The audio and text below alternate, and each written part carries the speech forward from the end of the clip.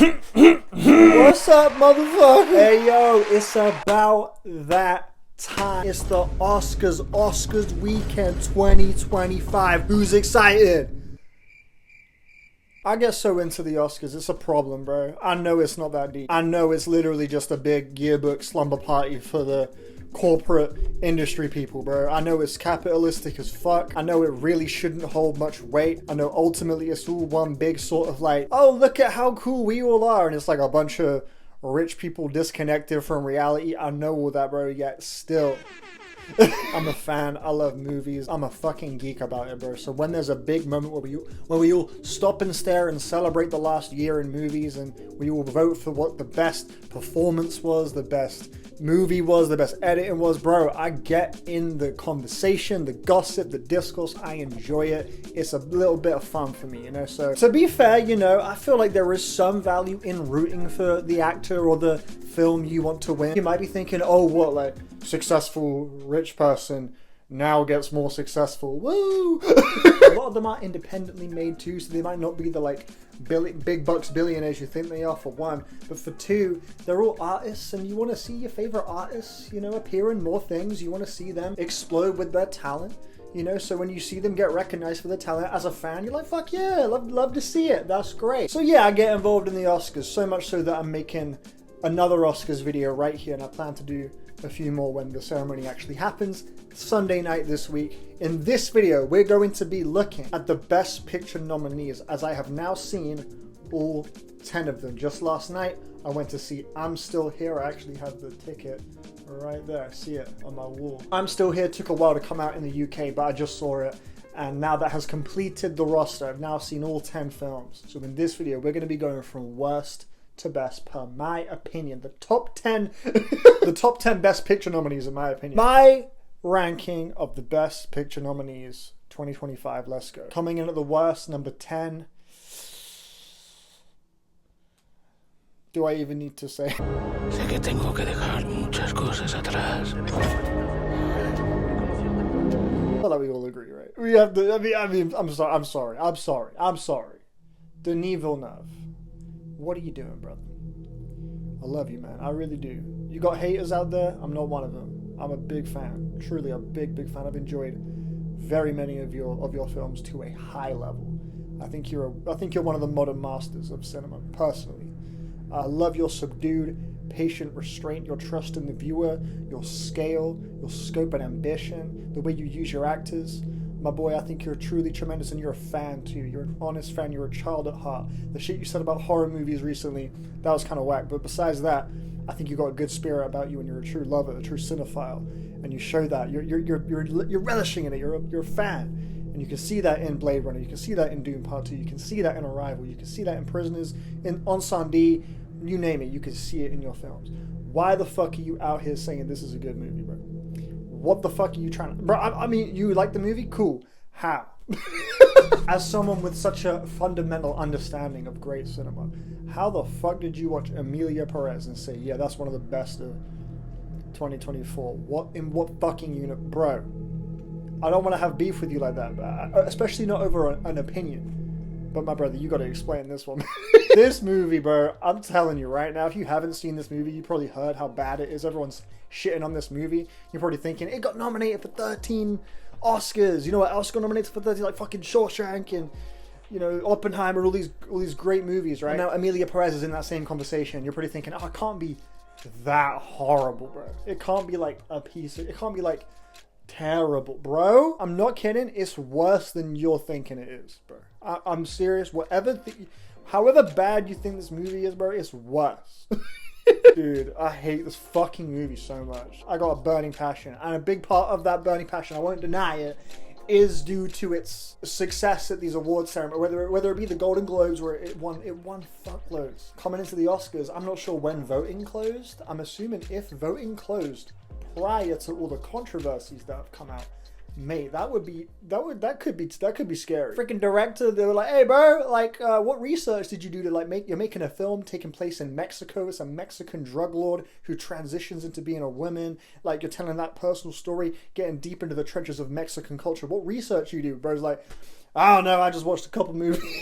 Like, man, what business do you have making this movie, bro? I'm sorry. Look, I don't necessarily think you have to always make movies about your own personal experience, but I'm sorry. You're a French white dude. What do you have to say about a Mexican drug lord transition? I'm sorry. Like, I'm pretty sure 9 times out of 10 in that scenario, the movie's gonna come out misguided, confused, messy, awkward, just fucking shit in every capacity. And I really feel like Emilia Pérez isn't just scrape by. It's like fucking whack at everything. The performances in this movie are ass, except for Zoe Saldana, and Carla Sofia Gascon's pretty decent. Selena Gomez, I'm gonna be real, she was tragic in this movie, man. I want to root for the underdog, you know. I loved it when Adam Sandler was in Uncut Gems, and like people say how trash Adam Sandler is, but then he delivered that amazing performance, and I was like, fuck yeah. Zac Efron in Iron Claw. You don't expect an amazing performance out of Zac Efron, but he was amazing in the Iron Claw. I love that. Selena Gomez, I wanted you to be great in this movie. You were fucking trash in this. Why am I saying it like I'm talking to her? Because I would not say this to her if I was... But no, I really did not enjoy Selena Gomez's performance. The music, bro, terrible music. Production is flat, limp. I feel like it was just a forced musical. There's a scene in this movie where Zoe Saldana's talking to a doctor, learning about the transition process, and he's like, the doctor's like singing everything, and he's like, what happens is we take the patient enters the room and we... Like, what are we doing, bro? What? Like, you cannot expect me to be taking this shit seriously. From penis to vagina. What? The movie looks excessive. I can never understand why the camera is placed where it is. The editing is nauseating. Zoe Saldana gets out of this fairly unscathed, but just everything is just like a red flag in this fucking movie. It is a aggravating movie, and everyone hates it. Like, trans people hate it. Transphobes hate it. Mexican people hate it. French people hate it. Cinephiles hate it. Random casual just people hate it. Everyone hates it, but like Denis Villeneuve, except for the Academy people. It's so fucking what is happening. Number 9 on my list. This is one of the ones that might ruffle some feathers because there are definitely shooters for this movie. The Escape Pod podcast, for example. Are people born wicked? Or do they have wickedness thrust upon them? Wicked is... It's not a bad movie in my opinion. I don't think this is a bad movie, but it's about as close to a bad movie. Why does it look like that? Dude, this movie just looks so not magical. For such a magical movie, I really can't get over the pale and sterile, stiff, grey, lifeless vistas we're seeing in this movie. Surely it should be popping out in a more bright, colourful, explosive way, because clearly the production team went crazy. The shit looks amazing, like as far as the practical, side of it, but how it appears on screen, I just feel like it's really dead. As far as the music itself, it sounds really good. I think that's one of the strongest parts of the movie. I really enjoy the songs and how they're coming through sonically, but my goodness, during these dance sequences, these freaking bombastic, huge, explosive, impressive musical numbers, why is the camera just stationary so much in this movie? I feel like it's either a dolly shot or just a still shot, and it's like a wide open thing, loads of choreographers, loads of dancers. Why are we not getting these sweeping lights where we can see all of the magic happening? Or better yet, alternatively, get up in there, get close, get zany, get quick, get exciting with it. Maybe have people jump in the frame doing things on cue, really making use of the filmmaking medium. But it feels like this is a big, gigantic, massive stage show happening across a huge, like, Wizard of Oz castle fucking set, and the camera's just trying to capture like small chunks of it for a bit, moving over here, look at what's going on over here, and it's like we can't really capture everything that's happening in one shot, and it's like trying its best to give everyone equal time, and it just feels really stiff and refusing to like get some momentum going, It's really fucking annoying. And also, why the fuck is it 2 hours fucking 40? I kept hearing going into this movie, bro, you don't even feel the runtime. It's long, but you don't even feel, you're just swept up in the magic, bro. Couldn't disagree more. There is zero reason the edit had to be this packed with fucking nothing. I would say during the first half of the movie is where most of the filler is, really. It took fucking ages for them to get to like the magical, cool, exciting shit that you're here for. But the absolute best part of this movie, bro, is Ariana Grande. Hands fucking down. Cynthia Erivo, she did a great job in the lead role, 100%. But as far as my personal enjoyment, I got many smiles out of seeing Ariana Grande's bubbly, infectious, hilarious performance. She was buzzing all over the screen, had great comedic timing, and really fit the tone of the movie perfectly. There is definitely magic to be experienced here, especially with the defying gravity performance. That shit was fire, and Ariana Grande did a great job of carrying me through the more tedious parts of the movie. But yeah, overall I didn't dislike it despite those negatives. I did overall have a passable time with the movie, but nothing beyond that. Number 8. Now this placement I think is probably the most controversial on this whole ranking. I feel like there are going to be people that see this placement and they're going to be like, bruh, you big tripping. But this is how I truly feel. Number 8 is The Brutalist.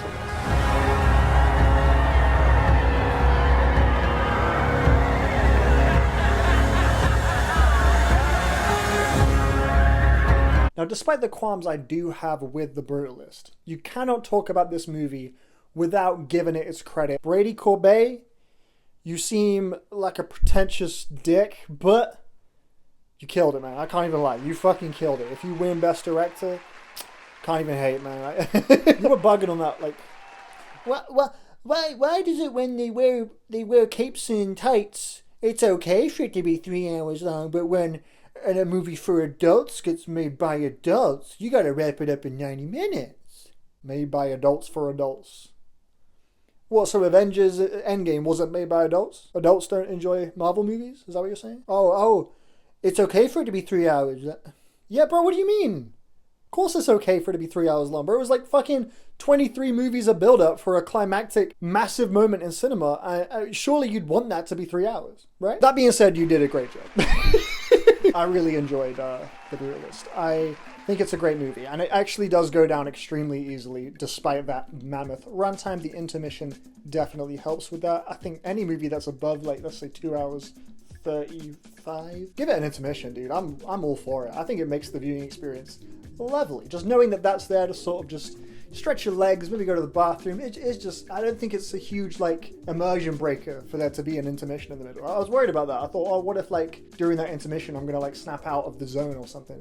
No, to be honest, it was tight. The film itself, though, has got so much to praise about it. Like, the acting, the cinematography, the music, the editing, all of it is legit. Like, you cannot fault a single frame of it, bro. This is like filmmaking excellence and mastery, front to back, truly. Like, if you're a cinema fan, you are gonna fucking devour a lot of what's going on here. The issues I have with it come in its script and its story and its final 45 minutes. I actually think the epilogue of this movie is fucking terrible, man.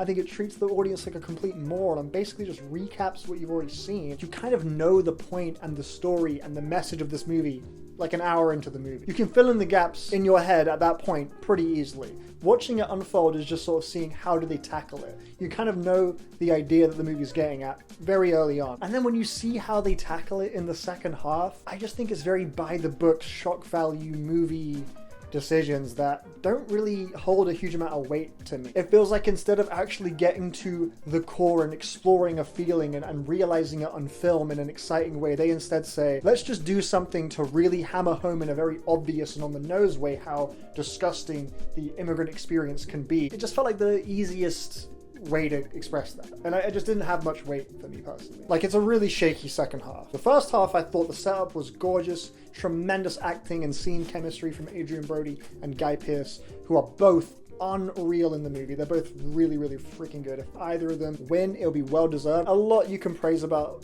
Brutalist. As far as just technical wizardry, it is probably the most impressive film on the Best Picture roster, you could argue. There is another one that does contend it, Dune. As far as just the technical shit, I think it doesn't miss a single beat. The score in The Brutalist is fucking fire. But yeah, overall for me, it's at number 8. Number 7. It's a complete unknown. All the way from Minnesota. Why is that? I wanted to catch a spark. I'm going with the Bob Dylan biopic at number 7 above The Brutalist. Now, this is not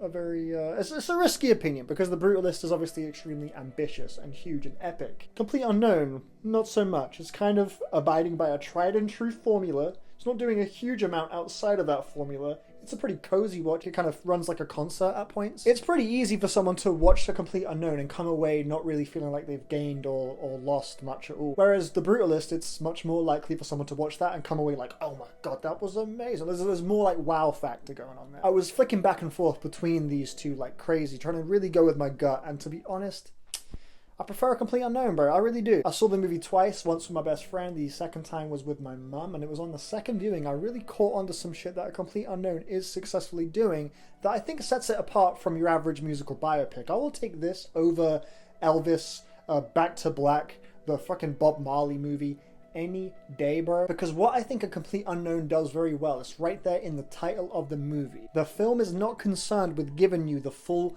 behind the scenes look of who Bob Dylan really was and everything like that, which I think is typically the aim for a musical biopic, to give you a dramatized performance that shows a window into who the person really was. Bob Dylan in real life, in the world, is a very enigmatic figure and is sort of seen that way. He's admired by many, frustrated by many, and that includes the people in his life, his partners, his relationships, the executive people that sign him. When they go to talk to him in this movie, A Complete Unknown, they always seem to get a response that they're not expecting. Bob Dylan just marches to the beat of his own drum and always has done. Even if you look at old interviews, it's just like, sometimes he's cocky, sometimes he's witty, sometimes he's, you know, really solemn and poetic, and it's like he's just sort of on his own shit, you know, and it's hard to read the guy. And I think this movie very boldly attempts to put you in that exact same headspace of just like admiration, fascination, disgust, frustration, but above all, you can't help but want to peer in a little bit further. And that's Bob Dylan's whole essence.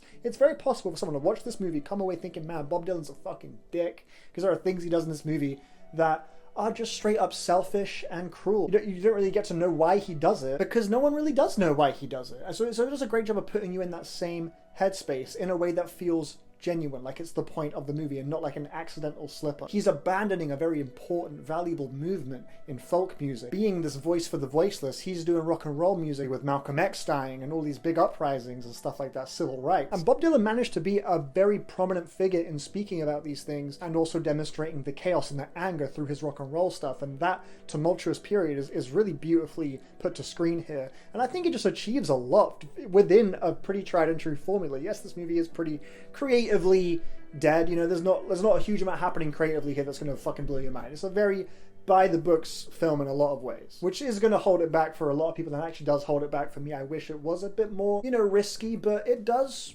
stay true to Bob Dylan in being a film that just sort of coasts by nonchalantly, and that's Bob Dylan, man. Timothée Chalamet did an amazing job, in my opinion, of demonstrating exactly why Bob Dylan is interesting and mercurial. He wonderfully captures those alien mannerisms and that true just commitment to the craft. Everything in his life plays second fiddle to his music, and that burning passion and desire, that just, it's almost like robotic with Bob Dylan, and Timothy understood that really well. Edward Norton was so warm and endearing in the movie. All around, acting wise, this shit was fire. I don't know, I'm on the defense team for A Complete Unknown. I think it's a really solid movie. I ended up really clicking with it in a big way on that second viewing. It also breezes by really nicely, mostly because of the songs. Like, when you go to a concert, shit just goes by instantly because you're in the zone enjoying the music.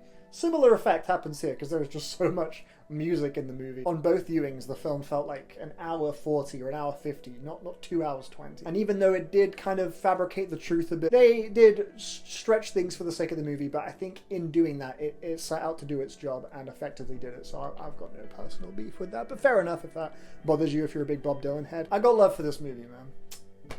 Props. Anyway, number 6. This one, much like with 7 and 8, I was tossing and turning between number 6 and number 5. But as I have it, number 6 is Conclave.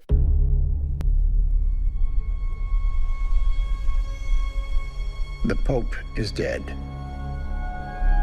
The throne is vacant. So Conclave, it's another day, it's tomorrow. I was on some mad energy yesterday, bro. I was like calling out Selena.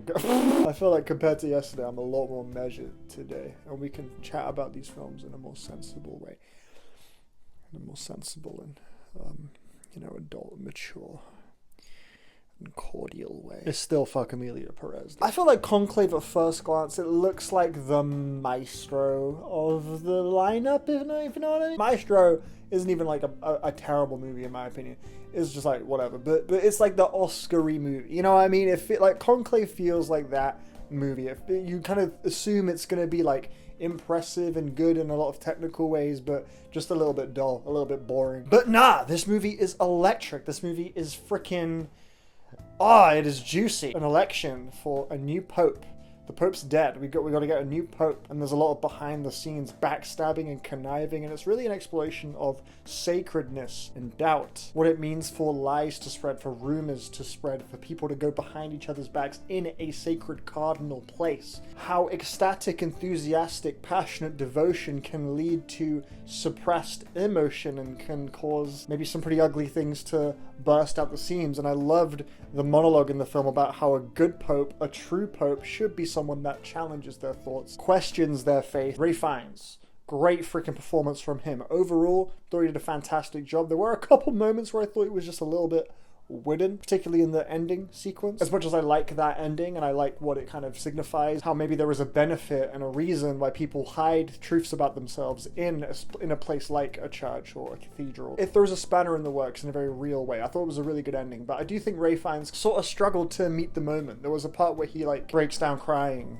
and I just thought the tears were like not they just came off very like I don't know, I wouldn't call it convincing, but ultimately is a really good figurehead for this movie as he's kind of scrambling to sort of maintain order and peace in an increasingly hostile situation. I thought the cast here were just fantastic. The edit is extremely sleek. The cinematography, bro! There's this one shot where it's like the popes are sort of meeting in private a little bit, but they're seated in this like theater room with loads of chairs, like rows and rows of seats. They're sat like in the middle of the theater room, and then we get this like bird's eye view shot of them sat in the middle of the theater room, and it's like slowly zooming in. Holy fuck, that shot just looked gorgeous. I want it on my wall. So many stills from this fucking film are just absolute eye candy. It's one of those movies that's just really hard to not be entertained by. It's just a load of fun, which is not what I thought it looked like, to be honest. It didn't seem like it would be my kind of bag, but yeah, man, I'll be up for watching this movie again. This shit was kind of a blast. Thought it was a great movie. Yeah, number 6. Number 5. Now we're in the top 5, and again, I kind of flipped back and forth between 6 and 5 quite a bit, but as I have it, number 5 is I'm Still Here.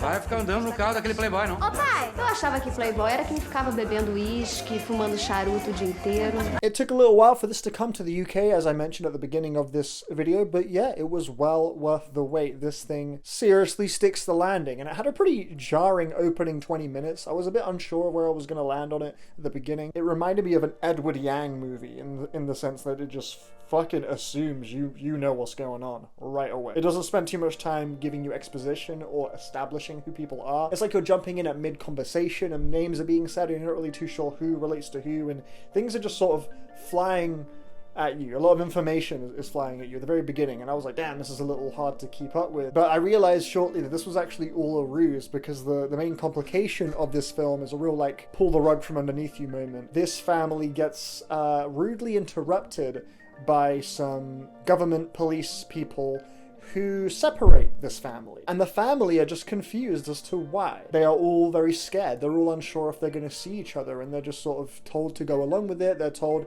it'll be fine, it'll be over in a bit. But the longer things go on, the less believable that statement seems. And it's a very suspicious and strange situation. And it made me realize that opening 20 minutes that I found a little bit jarring was actually just me seeing the fleeting moments of a peaceful family just in their natural motion. It's just how families are. Kids are running around doing whatever. Things are happening. They're thinking about moving house, changing jobs. You're just seeing a family working through life innocently. And it ends up becoming really heartbreaking to see Fernanda Torres, especially, who plays Eunice, the mother. She's kind of having to keep everyone sane, keep everyone comfortable, happy, but the whole rest of the family can tell there are things that are being kept from them. You know, secrets are afoot, and Fernanda Torres is just crumbling, having to put on a face every single day as she chases up why this whole situation has happened. And it's a really devastating performance. She is truly amazing, a very restrained and powerful performance from her. I was hearing a lot of hype about her performance going into the movie. Cannot deny all that she is just the true anchor for this incredibly heavy plot. She killed it, and if she'd won at the Oscars this weekend, it would be extremely deserved. She was exceptionally good in the movie. Ends up being a film about never-ending resistance that can only be born from a good family bond. This is a real celebration of family and also a real critique. Point of the finger towards Brazil for letting so many families kind of fall apart for no real good reason. I had no idea going into this film what it was, and when I kind of realized during the credit sequence that this was a biopic about a real family, it blew my mind, to be honest. It's the first time in a while I've had like a text at the end detailing the real events moment in a film actually get me. Because I was going in so blind, I didn't consider that. I didn't doubt that what was happening to the family wasn't a real thing that occurred in Brazil, but the fact that the family itself was a real family is fucking wild. This is a fantastic movie, lands on its feet in every way, I think. Highly recommend it. Number 4. The film I have at number 4, I actually thought would have grown off me by now. It's the kind of film you expect to really hit once you're fresh off seeing it, but maybe as time goes on, the more you think about it, the more it's like, that was cool in the moment, but now I don't really, I'm like, whatever, it's like kind of wears off you with time. Not this movie, bro. It's actually had the complete opposite effect. The more time goes on, the more I fucking respect this movie to the high heavens. The Substance. People always ask for something new. It's inevitable. At 50, well,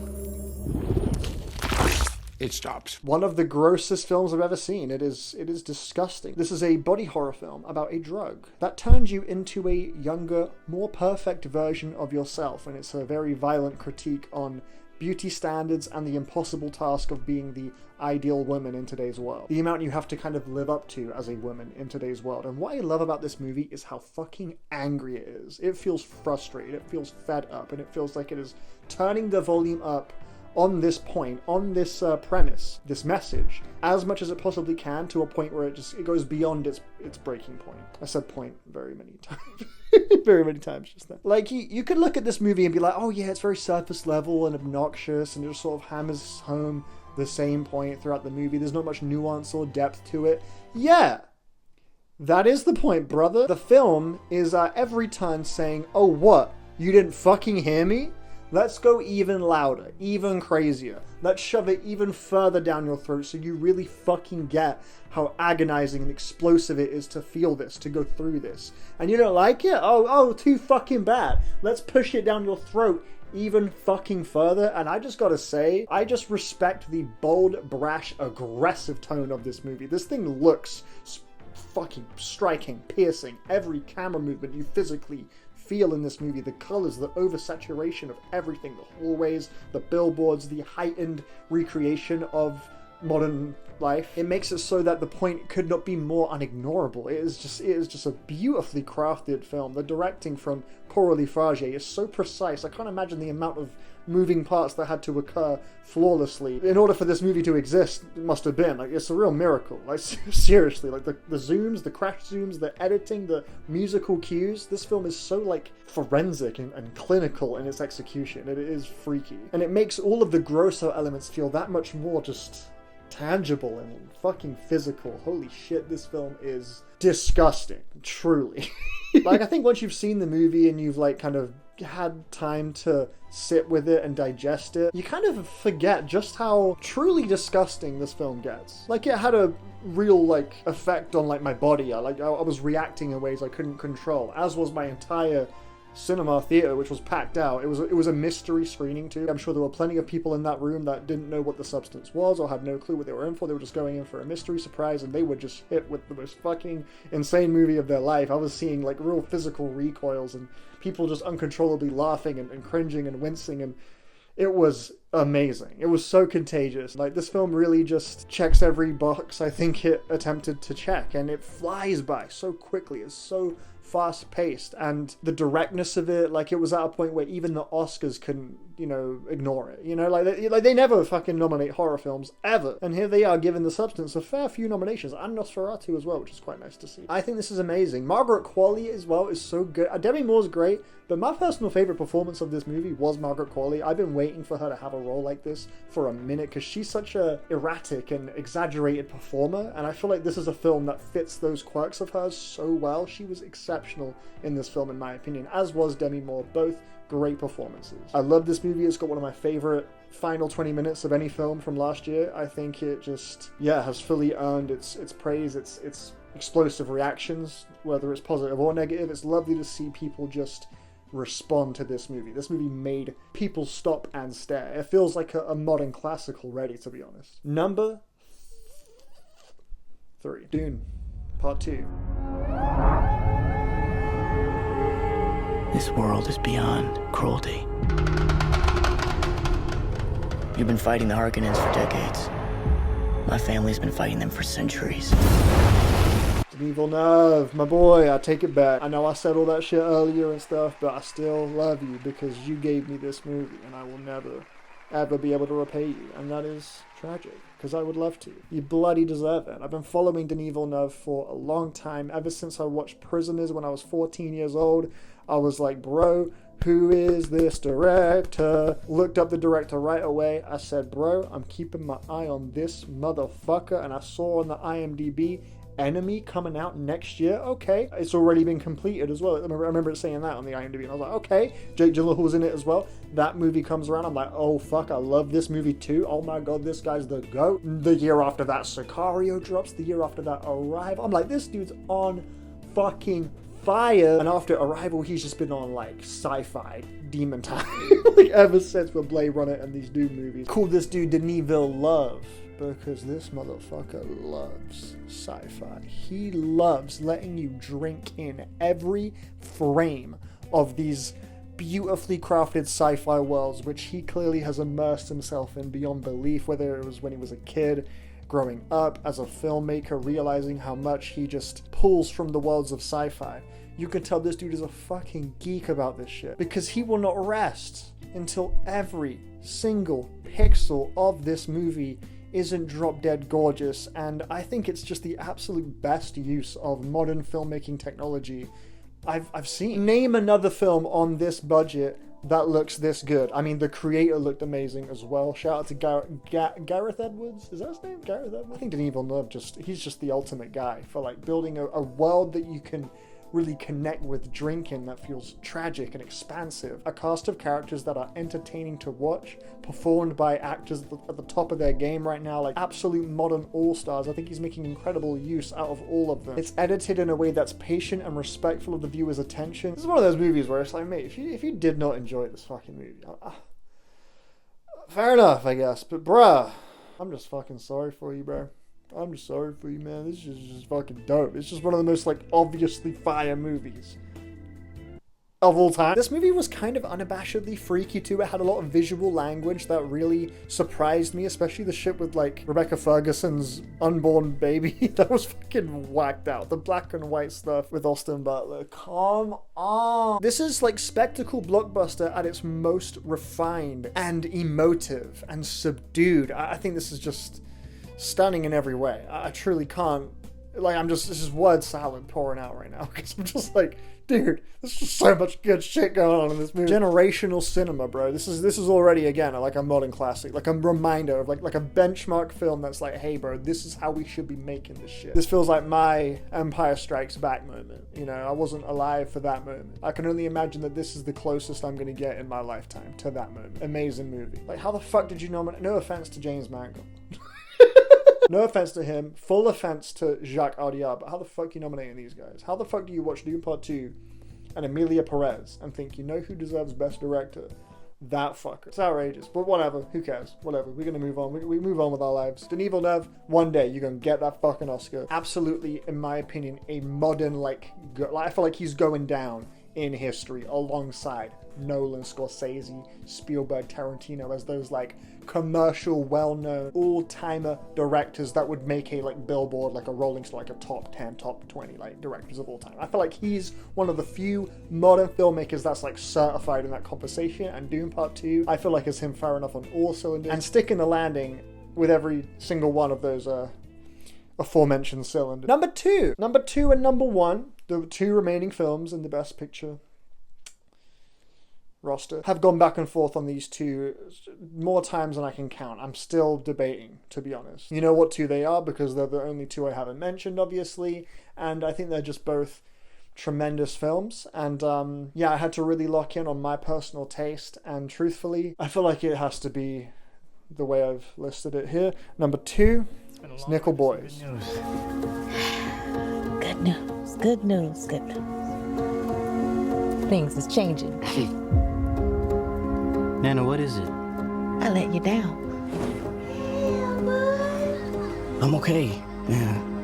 Hell, I let you down. No. I don't think I have the right words in this moment to really communicate just how original and groundbreaking of a film Nickel Boys is. Like, you really have to see the film and see how it uses its first-person perspective narrative choice to really understand just how revolutionary and ingenious that decision is. You really could not have hammered this story home in a more effective way through any other means of filmmaking. Like, this first person thing is way more than just some sort of like gimmicky idea to make you go, oh, that's quite interesting. Like, it's really intrinsic to the storytelling here, because just through one subtle motion of the camera, just one glance, one suggestion, there is so much being communicated through how the characters are feeling, how they're gesturing. And there was a moment early on in the film that really indicated this to me. It was a scene that they play twice, because there are 2 characters that the film follows, and they're having lunch together at like a cafeteria. And when you first see it, you're following the film's main character, the lead character, and you're seeing things from his eyes, from his first person point of view. And then a few minutes later, they show the exact same scene again from the other character's perspective. And what you are able to infer from the scene the second time around, which was not shown to you the first time around, gives that scene like 5 new layers of meaning. And that's when I realized, okay, no, this cinematography choice was unbelievably essential to this story. Obviously, no film could ever come close to accurately recreating or reenacting the sensation of having your entire identity, skin color, background be the crux of why your innocence and dreams and your hope are just getting burned in front of you unfairly. This is something that I think Nickel Boys is hell-bent in trying to make you as acutely aware of as possible by physically putting the camera in the perspective of someone going through those exact things. This is a really heartbreaking film. It follows Elwood, and I fucking forgot his name. Primarily, Elwood's the main character, the protagonist. He's someone that kind of unfairly gets in an altercation with the police, and he gets put in a reform school because he's underage, called Nickel Academy or something like that. And we see life through his lens, and every degrading gesture, every opportunity stolen is felt as tangibly as possible. On the subject of the technical mastery of Nickel Boys, you have to mention the editing here too. Apparently the entire edit of this film, the cut of this film, was planned before the film was shot. Now, I don't know how that's literally like possible at all. You gotta break that one down for me. How do you know the edit before you've actually got anything to edit? What? This is an amazing movie. It's truly just unlike anything I've ever seen. I think it uses all of its tricks, tools, skills to support its incredibly essential, important, and devastating message so deftly. It's just one of those ones that I really look at as a complete miracle, and I really think should be crowned as an absolute gem of the 2020s so far. It's a tremendous movie. No notes. Go watch it as soon as you fucking can. And that brings me to my number 1, my favorite movie of the Best Picture lineup. And it feels kind of lame to be hyping this movie up any more than it's already been. But it's my favorite one. I'm not gonna deny my taste. It's Anora. Annie, I got a kid who wants someone who speaks Russian. Let's go. No, I'm eating my food. You're killing me. He's a spender. Come on, let's go. Hello, this is the beautiful Annie. Hi, I'm Annie. I'm Ivan. The Palme d'Or winner and potentially the Best Picture front runner, maybe, kinda, not really, but sort of. I feel like Conclave, The Brutalist, and Anora are like the most reliable three. You know, I don't know. Anora took the BAFTA, which has definitely given it a push, so yeah, it could win. And if it does win, I will, of course, be overjoyed. I think Anora is a flat-out masterpiece. I could not give you a complaint about this film if you put a gun to my head. I love this movie to death. And even having seen I'm Still Here, my vote still goes to Mikey for Best Actress. I'm sorry, bro. I feel like she gave a better performance. Now, look, And that's not even me trying to I hate that it is like a competition technically, because it's an award show, so you got to pick like who beats who. Like, everyone deserves the Oscar. Everyone put in loads of work and gave amazing work. Like, bro, for me though, I really do believe Mikey Madison's performance in Anora has not been respected enough. Like, it's already been showered with praise, but I think what she had to balance in this movie is something extremely rare and difficult to do, because Anora is entertaining to watch. She's commanding. Like, you can't take your eyes off Anora. She's quite brash and bitter, and at points spiteful, and I think in another actor's shoes would be very dislikable, but Mikey Madison has an extremely natural warmth to her that she manages to balance all of these things in a way that makes you, in every moment of this film, empathetic towards her story, which is amazing considering that the character is obviously somebody that a lot of people are going to look at with a preconceived judgment. She's playing a sex worker, but that stigma just goes completely when you see Mikey Madison in this character, because ultimately this is a very human story about being whisked away into a paradise only to discover that this paradise was never really real in the first place. And that heartbreaking descent in the second half is one of the most cutting things I've seen on film in a while, especially on a rewatch. That second half fucking hurts, and the first half hurts too when you know where the story is going. The song choice of Take That's Greatest Day, the dance remix, was perfect, as that in itself really sounds like the final happy moment you're ever going to have. It feels like relishing in the best moment of your life right before everything gets taken from you. If there's anything that Anora seriously excels at, in my opinion, it's got to be just the scene chemistry and the screenplay. This film is seriously hilarious. Like, all of these actors really gave 1,000,000%. And fucking Mark Eidelstein as Ivan, bro, genuinely hysterical. When he says, when Anora says, "You're funny," and he goes, "I know."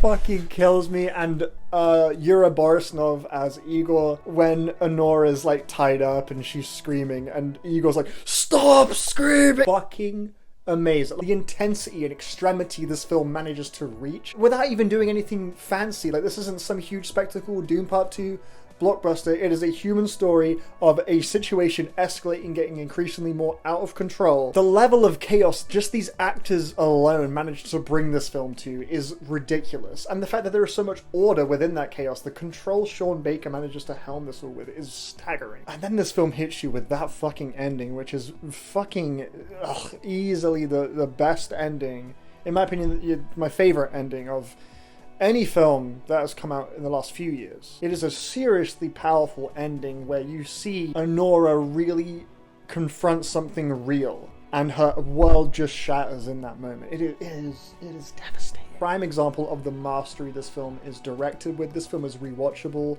it's accessible, it's heartbreaking, it's all of it, and it just never lets go of your fucking throat at all once in its entire runtime. Most definitely my personal favorite film on this Best Picture lineup. It reminds me of so many of my all-time favorite films. It just feels perfectly in line with my taste, just the absolute most out of all 10 of these films. So that is going to conclude my ranking from worst to best, the Best Picture nominees this year. Please put, your ranking in the comments below. What's your favorite film of this year's Best Picture roster? If you haven't seen all 10, that's cool, but just put like a ranking in the comments of the ones you have seen. Get involved, engage with the video. Please do let me know. And I actually do want to still make a favorite movies of 2024 video at some point. I just need Flow to come out in the UK. I think it's like in 2 weeks. Once I see Flow, because I feel like that'll probably be on the list, I'll get that list to you, because I still want to make that. But fucking Christ, it takes forever for movies to get to the UK, man. The film distribution in the UK fucking blows. Just before the Oscars happen, I'm going to do a final predictions and picks video. Now that I've seen all the films, I can update on the video I did before and give my final predictions picks, because it will just be a bit of fun to get into that. So look out for that video. Make sure you subscribe and hit the notification bell so you don't miss it when that video drops. Also, peep my music. It's out on Spotify, Bandcamp, Apple Music, wherever you like to listen to music. It is there. YouTube, whatever, Amazon Music, whatever you prefer, it's right there. Check out my album If You See a Blur. I'm still very, very fucking proud of it, and I will promote that shit whether you like it or not. Most importantly, have a great day. I love you, and I'll see you on the next one. Peace.